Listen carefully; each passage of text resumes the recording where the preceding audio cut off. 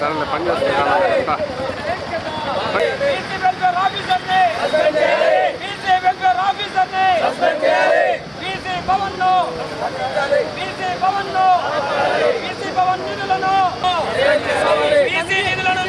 చేస్తున్నా అధికారులను వెంటనే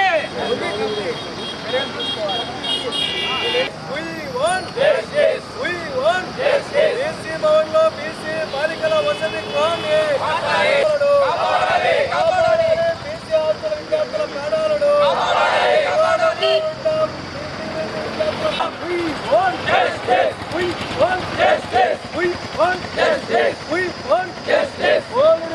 కబ్జా చేసి అక్రమ నిర్మాణం చేపట్టిన భవనాలను వసతి గృహాన్ని బీసీ బాలికల వసతి గృహాన్ని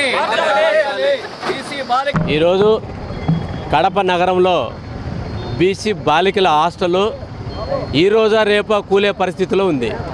దీనిపైన ఇక్కడ బీసీ సంఘాలు కానీ విద్యార్థి సంఘాలు అధికారుల దృష్టి తీసుకుపోయి పేద విద్యార్థులైనటువంటి బీసీ మహిళలు పిల్లలు చదువుకునేటటువంటి హాస్టల్ని బీసీ కనీసం మేము కట్టించుకున్నటువంటి బీసీ భవనంలో కన్నా మార్చండి అని ఎన్నోసార్లు రిక్వెస్ట్ చేస్తే కనీసం ఇంతవరకు మార్చలేదు.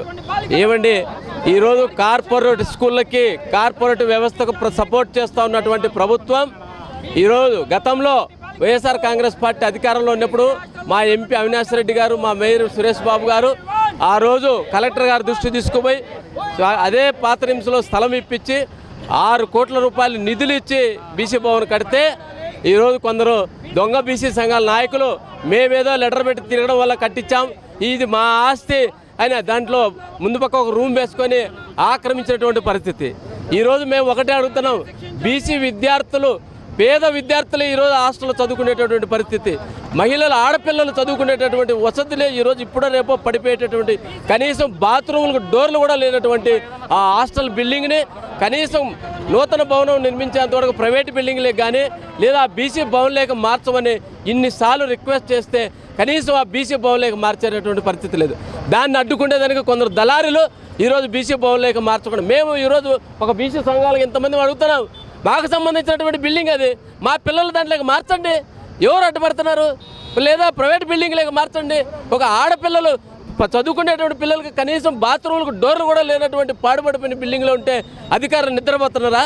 మరి కనీసము ఆ బీసీ భవన్లోకి మార్చమంటే ఆ బీసీ భవన్ ఇప్పుడు బీసీ భవన్ కరెంటు బిల్లు ప్రభుత్వ పేరుతో ఉండాలి కానీ ఒక వ్యక్తి పేరుతో ఏ విధంగా వచ్చింది? మరి బీసీ భవన్కి ఆ భవనంలో ఏదైనా కార్యక్రమాలు జరిగితే పార్కింగ్ ప్లేస్ కూడా లేదు, దాని ముందు ఒక రూమ్ ఏర్పాటు చేసుకొని సొంత సంఘాలు ఏ విధంగా ఏర్పాటు చేసుకున్నారు? మేము కట్టామంటారు వాళ్ళు, ఎవడైనా ₹1 పెట్టారు, దాంట్లో ₹10 పెట్టారా? దాన్ని మొత్తం ఆ రోజు కలెక్టర్ గారితో ఏడో ఊరు బయట ఉన్నటువంటి స్థలాన్ని క్యాన్సిల్ చేయించి కలెక్టర్ గారితో ఆ రోజు పాత నిమిషంలో స్థలం ఇప్పించింది మేయర్ సురేష్ బాబు గారు. దానికి నిధులు ఇచ్చినటువంటి వ్యక్తి అవినాష్ గారు, అవినాష్ రెడ్డి మా ఎంపీ, ఇంకొక ఎంపీతో 6 కోట్ల నిధులు ఇచ్చి కట్టించారు. మరి ఆ బీసీ భవనంలో ఈరోజు ప్రజలకు బీసీలకు సంబంధించిన భవనం అది, మరి మా బీసీ విద్యార్థులు ఆ బీసీ భవనం లేక మార్చమంటే అధికారులు నిమ్మక నీరెత్తినట్టు ఉన్నారంటే ఇది చాలా దుర్మార్గము.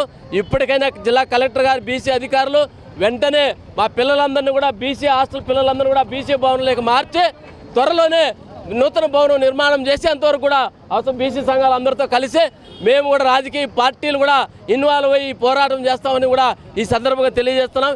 ఇది రాజకీయాలకు అతీతంగా బీసీ పిల్లలు, ఎందుకంటే ఈరోజు కార్పొరేట్ వ్యవస్థకు కొమ్ము కాస్తున్నటువంటి ప్రభుత్వాలు ఈరోజు పేద పిల్లలు అయితేనే ఈరోజు బీసీ హాస్టల్లో చదువుకునేటువంటి పిల్లలు, ఈరోజు మహిళా పిల్లలు ఆడపిల్లలు చదువుకునేటువంటి హాస్టల్ని మార్చేదానికి ఇంత దుర్మార్గమైనటువంటి నిద్రపోతే ప్రభుత్వం ఇప్పటికల్లా కళ్ళు తెరిచి వెంటనే బీసీ భవన్లోకి హాస్టల్ పిల్లలు మార్చాలని కూడా మీ ద్వారా డిమాండ్ చేస్తున్నాం.